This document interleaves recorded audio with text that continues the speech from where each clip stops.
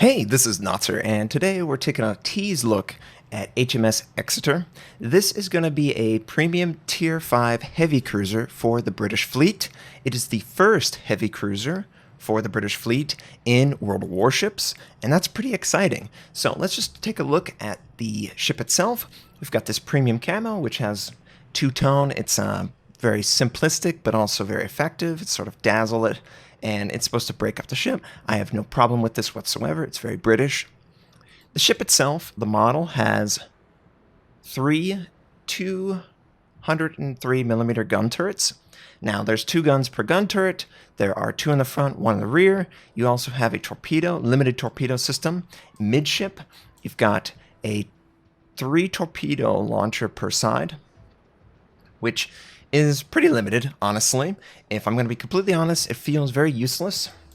It's not very effective, and time again, having one single launcher on the side of a ship leaves too much of a window for the enemy to maneuver.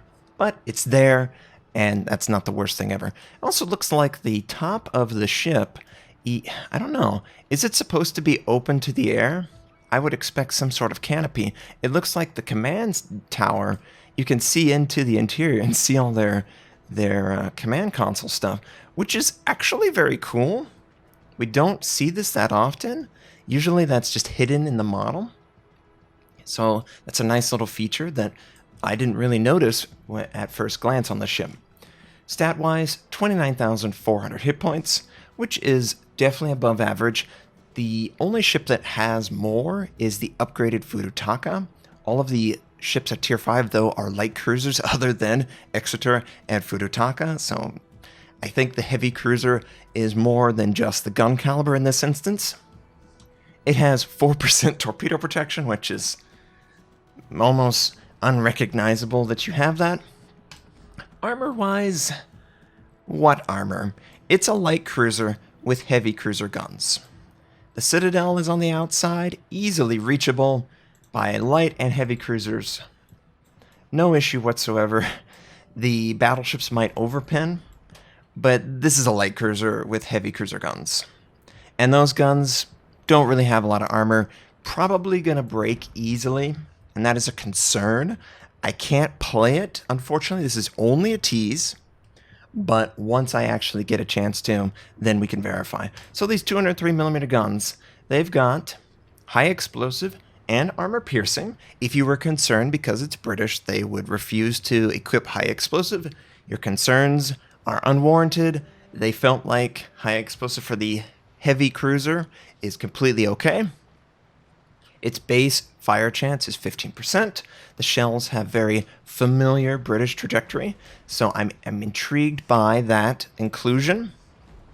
There's nothing here that stands out compared to the other ships in the Tier 5 bracket. I'm curious to see how effective the guns are, just because I don't believe we fired a 203mm British gun yet in the game. That's an exciting feature just in itself.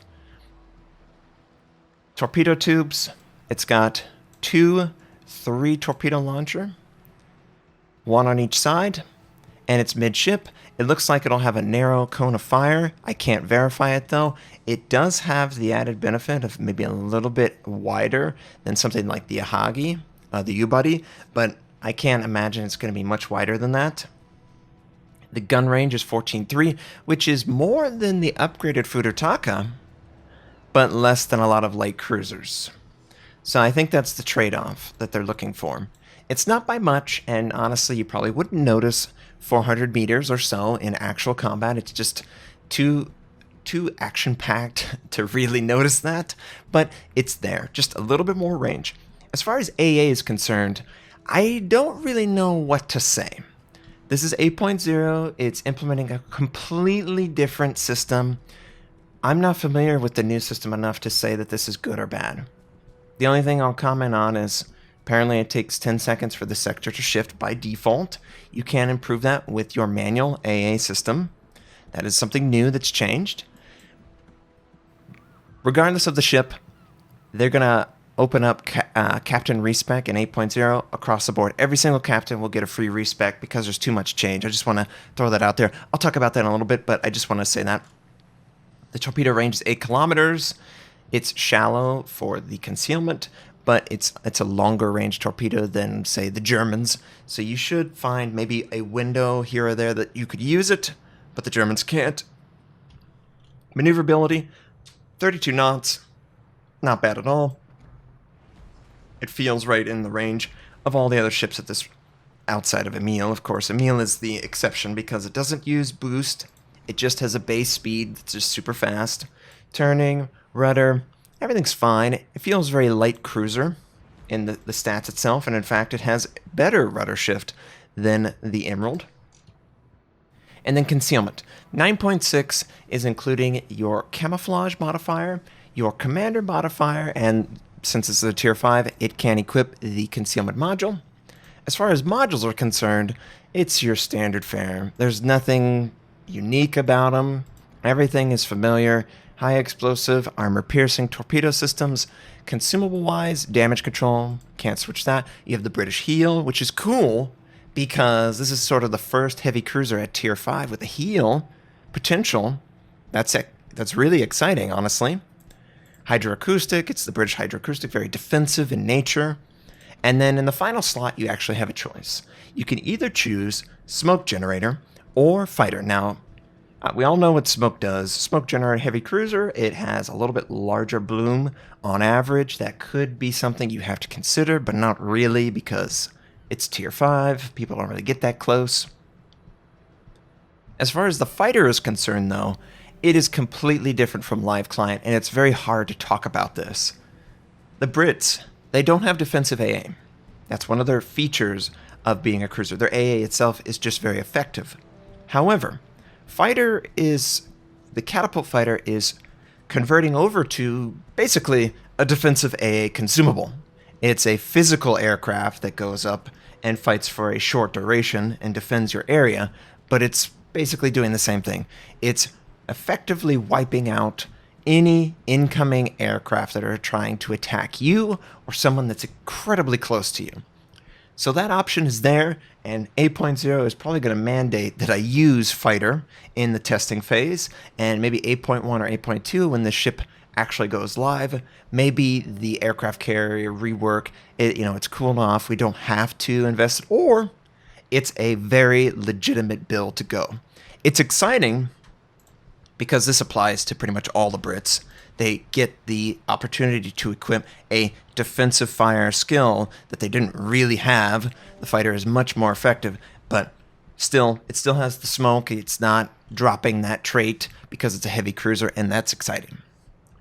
Any other things I want to talk about? The range of the AA, it's 5.8 kilometers is the absolute maximum, and the concealment of the ship from an aircraft standpoint is 6.4. So they will obviously see you, and your AA will definitely be for defensive or nearly defensive, and that's just going to be something that everyone has to get used to from a cruiser standpoint. But Exeter, it's an exciting new direction for the Brits. It might require a dedicated commander. Is it going to be good enough for that dedicated commander?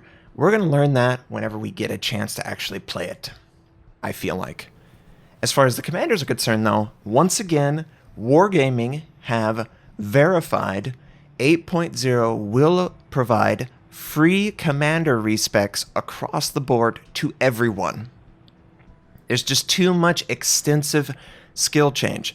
Concealment expert, manual AA, advanced firing training, basic firing training, demolition expert, survivability expert. There are so many skills that are changing that aren't related to aircraft alone that they have to do this. So, going to be really exciting. It'll give an opportunity to test this and to see if this ship justifies a dedicated commander. I think it might, because the Fudutaka is really effective at tier 5. Why wouldn't this with a heel? I hope you enjoyed this first look, or this first tease. Sorry I can't provide gameplay, and apologies if I made any mistakes. I've been away from my computer for about 10 days or so. I went around Florida with my girlfriend, and we just checked out a ton of stuff.